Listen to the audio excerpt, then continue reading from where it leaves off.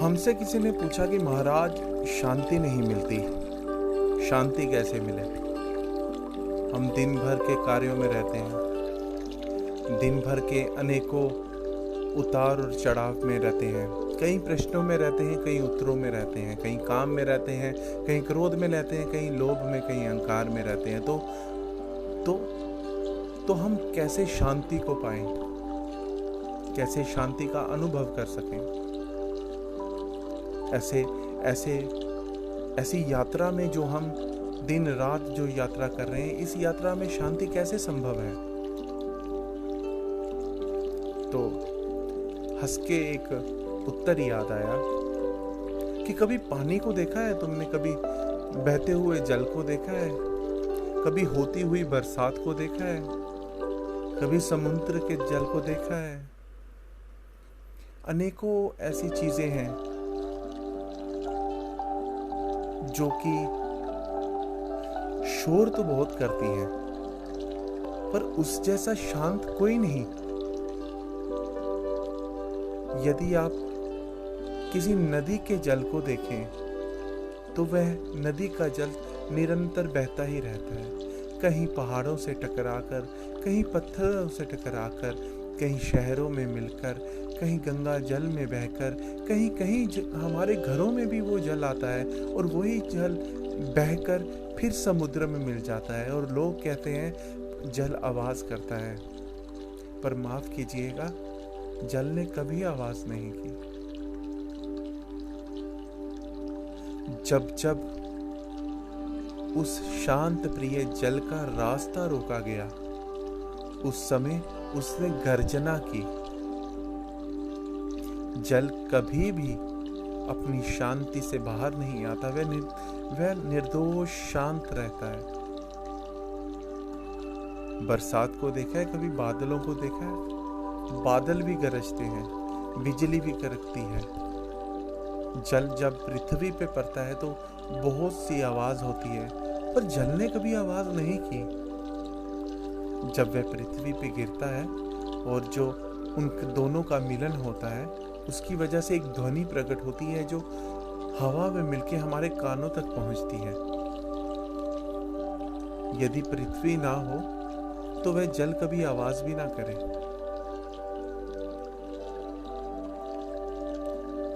इस तरह से शोर दिखता है पर शोर होता नहीं। बादलों की गर्जना सुनाई देती है पर जल को कोई अभाव नहीं। जल निरंतर बहना ही जानता है, बहना ही जानता है, फिर मिल जाता है, फिर भाप बन के बादल बन जाता है, फिर गिरता है, फिर नालों की यात्रा, नदियों की यात्रा, दरियाओं की यात्रा, समुद्र तक की यात्रा।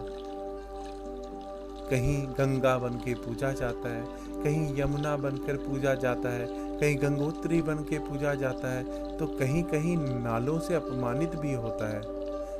कहीं कहीं हमारी प्यास बुझाने के लिए वही जल हमारे घर पे भी प्रवेश करता है, फिर वह बहकर दोबारा समुद्र में मिल जाता है। पर कभी उसने शोर नहीं किया कि मेरे साथ ऐसा क्यों। वह जानता है कि सृष्टि का नियम बहना सिखाता है। पानी ने कभी बहने से इनकार नहीं किया। इस तरह से हमारे भीतर जो शांति छुपी है वह निरंतर शांत ही रहती है। हमारा स्वभाव ही शांत है। हमें शोर करने के लिए जोर चाहिए, हमें किसी को बुरा भला कहने के लिए भीतर एक क्रोध चाहिए और जोर चाहिए। पर यदि हमें शांत होना है तो हमें कुछ नहीं करना, हम निरंतर शांत ही रहते हैं। सुबह शाम, शाम को शांत, रात को शांत। हम शांति के अलावा दूसरा कुछ है भी तो नहीं। जब मूल में ईश्वर को पाया जाता है तो क्या कहा जाता है, या तो शून्य स्थिति में कोई पहुंच जाता है, कहीं नारद जी की तरह अहम ब्रह्मास्मि कह देते हैं, कहीं मौन हो जाते हैं तो किन्हीं को बिंदु दिखाई देता है। सबका अपना अपना अनुभव है, लेकिन मूल में शांति है। वह शांति कैसे मिलेगी? जब हम बहना सीखेंगे, जब हम विरोध ना करना सीखेंगे। जो ईश्वर ने हमें जन्म दिया है, जिस गति से हम बह रहे हैं, उस ईश्वर का नाम लेते हुए अपनी गति को हमेशा बरकरार रखो। समय कभी आता है, कभी जाता है। जो आज है वो कल नहीं रहेगा, जो कल नहीं है शायद वो तुम्हारे पास परसों हो। ये स्थितियां बदलती रहती हैं, पर हमें नहीं बदलना, हमें अपने स्वभाव को पहचानना है और निरंतर ओमकार में स्थिति पानी है। तभी हम पूर्ण शांति को पा सकेंगे। यदि कोई व्यक्ति पूछे कि शांत कैसे रहना है, शांति कैसे मिले, तो ये केवल उसी तरह का सवाल हो गया। यदि तुम एक रोटी खा रहे हो आटे की, और वही रोटी खाते खाते तुम पूछो कि आटे से कैसे मिलना है, ये संभव है? उसी की तो तुमने रोटी बनाई। उसी तरह से तुम रहते हो कि शांत कैसे रहे।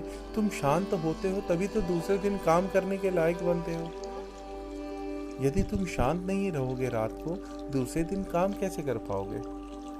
कभी करके देखिए, अनुभव करके देखिए। लगातार 3 दिन, 4 दिन, 5 दिन लगातार काम करते रहिए। छठे दिन तो तुम्हारा शरीर खुद ही तुम्हारा साथ छोड़कर वो तुम्हें सुनाने लगेगा। ये तुम्हारे हाथ की बात नहीं है। तुम्हें शांति तो भगवान का स्वरूप मिला है, शांति का दान मिला है। हाँ, वो बात अलग है, हम माया, मोह और अहंकार में फंसकर कभी पैसे के पीछे, कभी लोभ के पीछे, कभी परिवार के पीछे, कभी किसी के पीछे हम निरंतर विरोध में होते हैं। हम मुझे ये चाहिए, मुझे ये चाहिए, मुझे ये पाना है, और पाया जो भी है वो छोड़ के जाना है। फिर कहते हैं शांति नहीं मिलती। शांति के बिना तुम्हारे पास है क्या? जितना तुम्हें भोजन चाहिए उससे कहीं ज़्यादा तुम्हें सांस की ज़रूरत है। वह 24 घंटे तुम्हें उपलब्ध है। कभी सांस खरीदने जाते हो? वह निरंतर तुम्हें ऑक्सीजन देता है। जब छोटे थे तो कहीं दूध खरीदने गए थे, माँ के द्वारा मिला। जब बड़े हुए तो अपना अपना अनुभव और अपने अपने कर्मों के अनुसार हर एक व्यक्ति गति करता है।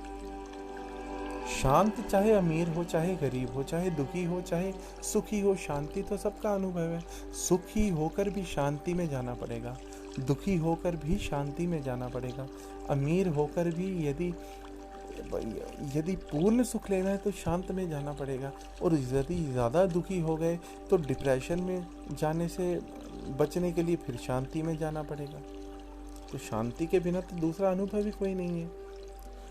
तो इस तरह के प्रश्न पूछने का आखिर मतलब क्या? इस तरह के प्रश्न तुम तभी करते हो कि तुमने एक तो परमेश्वर को और शांति को पीठ देकर रखी है, अपने अनुभव को पीठ देकर रखी है, और संसार को मानते हो कि ये हकीकत है, ये असलियत है।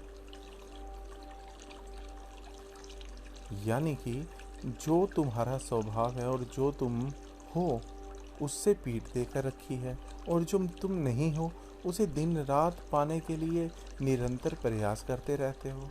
कहीं भूखे, कहीं प्यासे, कहीं झूठ, कहीं सच्चे बोलकर। वह तुम्हारे हाथ नहीं आता। दुखी होते हो, फिर अपने अनुभव को बताते हो कि हमारे पास शांति नहीं है। तो इस तरह के अनुभव से हमें निरंतर बचना है। गुरु का, भगवान नाम और जो अच्छे विचारों वाली जो बातें हैं, जो लोग हैं, उनके साथ अपना साथ बनाना है। पैसा कमाया ना कमाया क्या फर्क पड़ता है? कागज के कुछ टुकड़े ही तो हैं। घर बनाया ना बनाया क्या फर्क पड़ता है? 2 ईंट और 2 रेते की बोरी के अलावा मिलेगा क्या? सुंदर पत्नी मिली ना मिली क्या फर्क पड़ता है? हार्ड मांस का शरीर ही तो है। बड़े बड़े स्कूलों में गए या ना गए, आखिर में उस ज्ञान को छोड़ना ही तो है।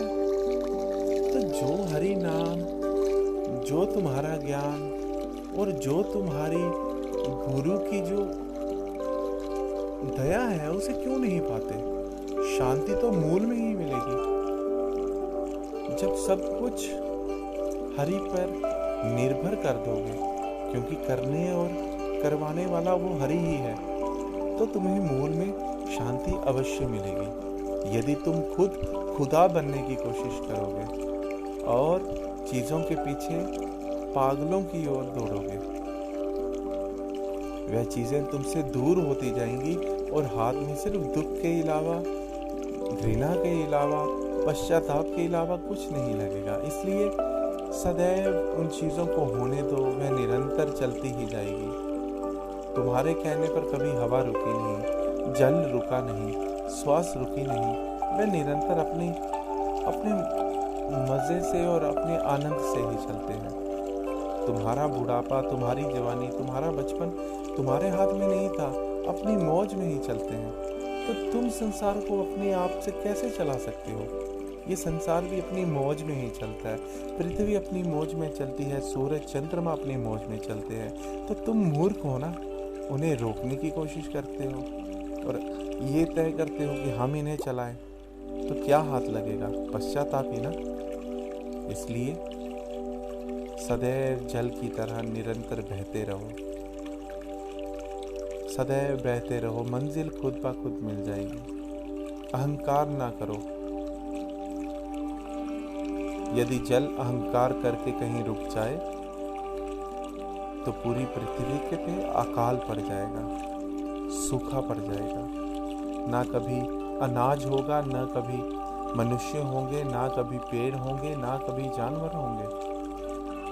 वह अहंकार नहीं करता, निरंतर बहता ही रहता है। बाकी जो है खुदा की मौज मानकर निरंतर बहता ही रहता है। और मनुष्य हर पल को, हर चीज को रोककर अहंकारिक बनकर उस पे अपना हक जमाना चाहता है, और वही मूर्खता से एक दिन काल को पाता है, पश्चाताप को पाता है, रोता हुआ मरता है, रोता हुआ ही आता है।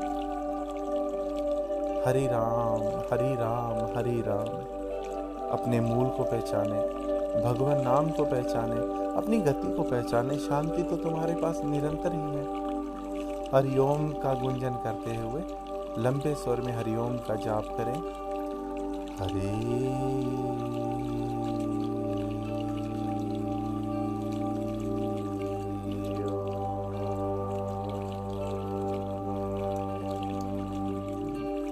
और अपने भीतर शांत होते जाएं। किसी चीज़ को देखें या किसी चीज़ को दर्शन करने के बारे में मत सोचें। केवल हरि का जाप करें, ओमकार का जाप करें और भीतर ही भीतर आराम करते जाएं। हरि ओम।